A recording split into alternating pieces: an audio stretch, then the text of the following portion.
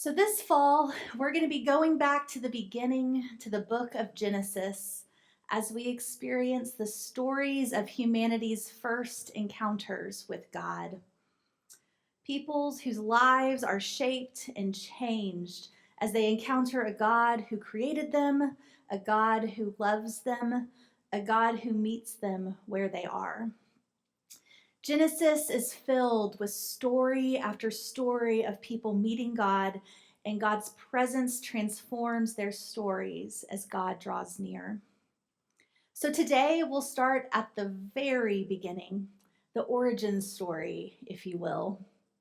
Because when the world was an empty and dark place, when God's people didn't know what to do or where to go or what would happen next, they gathered together to remember.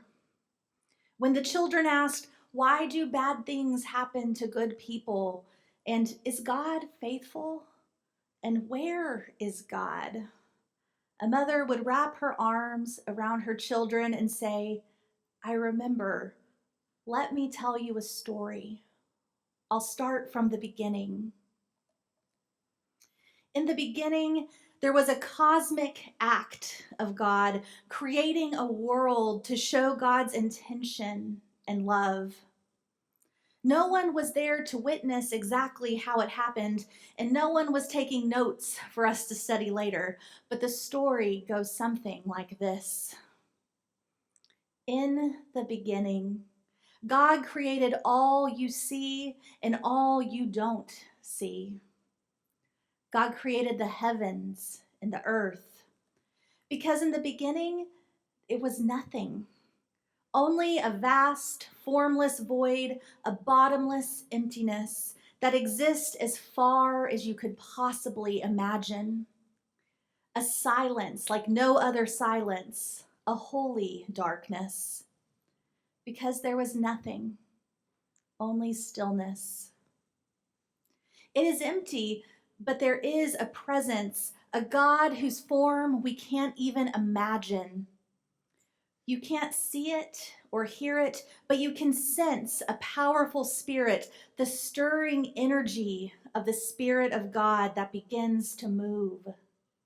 Like a bird flying silently over the waters at night, leaving only ripples as evidence of its existence.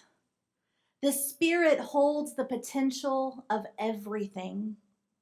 It is divine anticipation, immense love and power before there was anything. A voice pierces the silence. Sound exists for the first time, containing the power of creation itself. A voice that is power. Let there be light. And as if a star is born right in front of you in an instant, there's a flash of brilliant light. You have to squint, it's so bright, and you can feel the energy and the warmth of the light. And God saw this creation and said, "This is good." And that light begins to push back at the darkness, growing, taking up space until it separates itself from the darkness that was once everything. The light is taking up space, separating day from night, an inherent purpose to this newly created rhythm. There was evening and there was morning, the first day. A new morning comes and the light pushes back the darkness again. Silence is again broken as God speaks. A sky.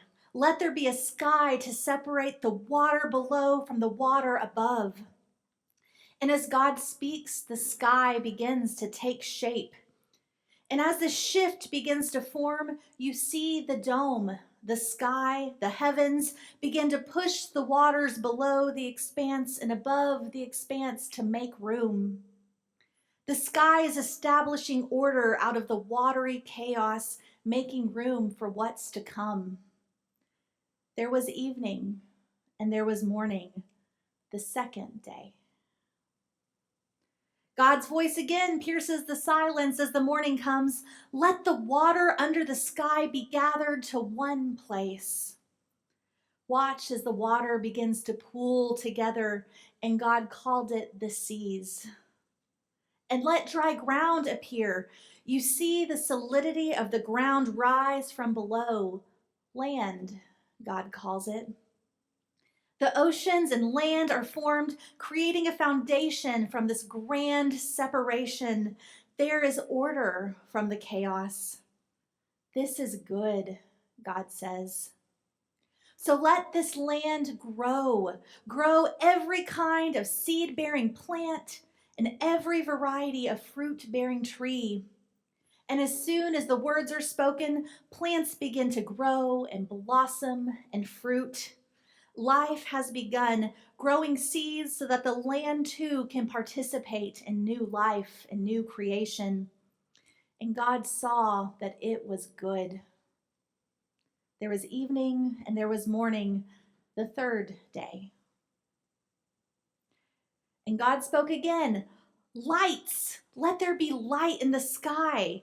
They will separate the day from the night, and they will give light to this earth that I have created. These lights will mark the seasons and the days and the years, a rhythm that I have carefully orchestrated. And it was so.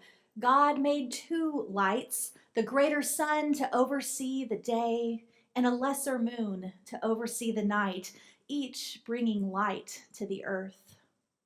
And God made stars, setting them in the sky with the moon, that the light would rule over the earth and separate the dark from the light. God saw that it was good.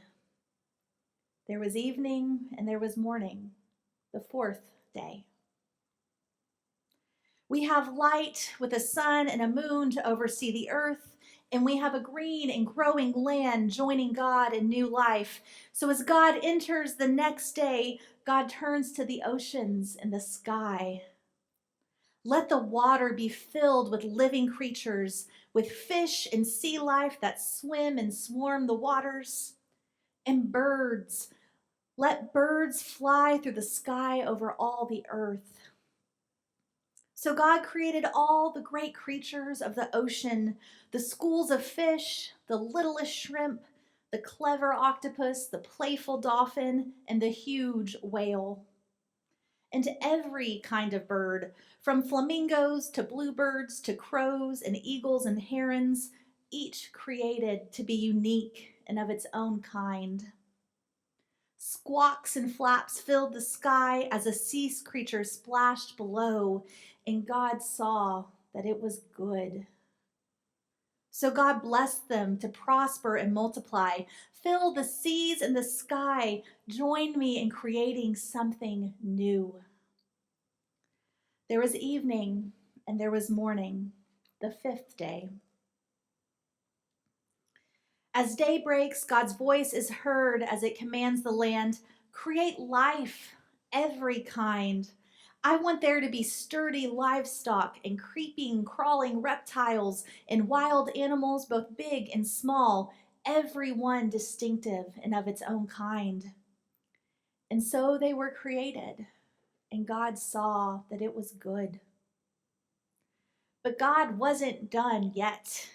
God looked around at all that God had created, all the earth and ocean and light and plants and fish and birds and animals that God had moved aside for, that God had given space for. And so God spoke, let us make humans in our own image. These humans will reflect our nature, and they will be responsible for everything that I created, for the creatures in the sea and the land and the air, and for the earth itself. And so God did. God created humans. God created humans in God's own image. God created all humans to reflect God's nature, the ones who reflected the day and the ones who reflected the night and the ones who better represented the sunrise and the sunset. They were spectacular. You too, created in God's image, life breathed into you through the Spirit of God. So God blessed these new humans to prosper and multiply as well. fill the earth, and be responsible for all the living things in the world that I created. You did not create it, but now you will reflect me as you care for it. I entrust it to you. And I have given you what you need to thrive, plants and fruit and water and sun. So join me in caring for this world that I created. I made it for you. And it was so.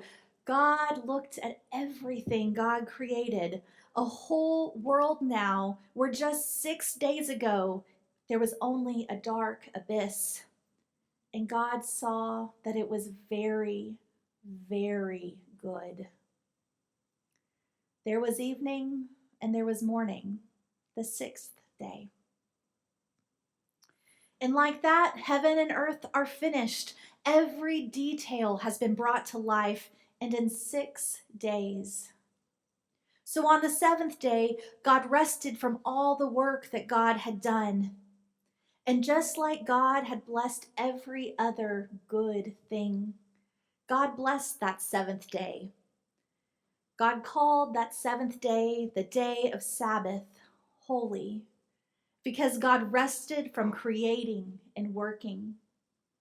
God stopped and enjoyed the good things that God